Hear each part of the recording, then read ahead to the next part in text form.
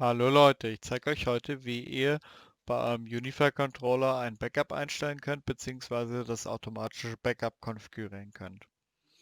Zunächst gehen wir in unseren Browser, gehen auf unsere Unified Controller Oberfläche, gehen dann auf das Zahnrad für die Einstellungen und dann gehen wir unten auf Backup.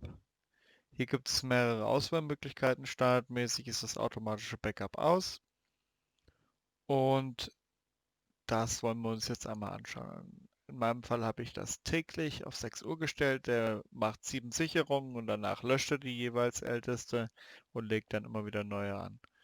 Dann kann man uns einmal hier, sieht man schon die Zeitzone hinterlegen, je nachdem wo ihr seid. Halt eine unterschiedliche.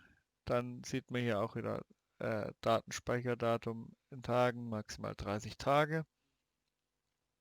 In meinem Fall habe ich ja 7 maximale Backups angelegt.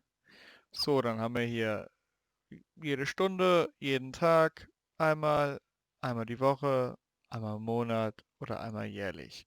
In meinem Fall habe ich es täglich eingestellt. 7 Stück, reicht vollkommen. Und hier kann man gegebenenfalls auch noch Backups wiederherstellen oder Backups runterladen. In meinem Fall lade ich jetzt einfach mal ein Backup runter. Perfekt, super, genau.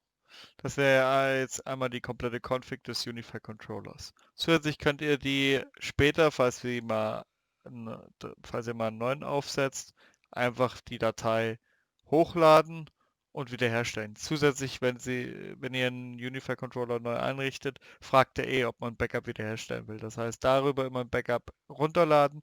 Falls mal der Unified Controller kaputt geht oder euch einen neuen organisiert, könnt ihr dann einfach diese Datei hochladen und er übernimmt dann die ganzen Konfigurationseinstellungen, alle Zonen und diese ganzen anderen Einstellungen. So, das wäre es gewesen. Bei Fragen unten in die Kommentare für einen Daumen hoch würde ich auch freuen. Dankeschön.